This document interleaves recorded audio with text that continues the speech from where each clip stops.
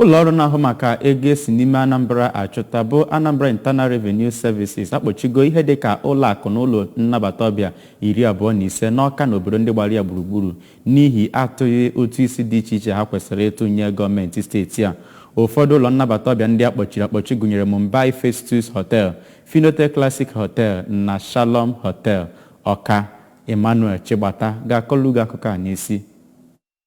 Ndị ọzọ gụnyekwere Zeramax Hotel, New World Lounge, Landmark Hotel Nibo, Summit Splendor Hotel Ọka, ndị ọrụ Microfinance Bank Ọka nakwa Nigerian Police Force Microfinance Bank tinyekwara ndị ọzọ. N'okwu ọ gwara ndị nta akụkọ ka onye isi ya bụ njem nakwa Desk Officer nke na-afụ maka Anambra State Waste Management Authority n'okpuru AIRS, Maazị James Morgan Ezodele siri na ha jere ya bụ njem site n'iwu kọtụ nyere n'ụbọchị 11 nke ọnwa Ọgọst n'afọ 2022 n'iji mechie ọtụtụ ebe ahụ a na-azụ ahịa maka na ha jụrụ ịbịa n'ụlọ ikpe site n'iwu ụlọ ikpe nyere ha, dịka enyesịrị ha akwụkwọ ka ha bịa na ụlọ ikpe maka na ha akwụlọ ụgwọ ha ji gọọmenti steeti ya. N'akụkụ nke Anambra Central Zonal Coordinator nke Non-Tax Department AIRS, Maazị Sylvester Ụzọ kọwara na ya bụ njem bụ nke ga-adịgide dịka o si wee mee ka amata na ụgwọ ọbụla nke eji gọọmenti steeti ya bụ nke a ga-akwụkpọ. Ọ yọrọ ndị niile nwere ahịa ha na-azụ nakwa kọmpani dị iche iche ka ha ghara inye mmadụ ego n'aka, kama ka ọ bụrụ na site na aha ọba ego nke gọọmenti wepụtara tinyere akara ANSID ha ma kwuo na ọ bụrụ na ha na-akwụ ụtụ isi ha na ọ ga-enye aka ịfụ na ihe niile nke a chọrọ n'aka gọọmenti bụ nke gọọmenti ga-enyekwa ha. N'akụkụ ya ka ọkaiwu nọ na ya bụ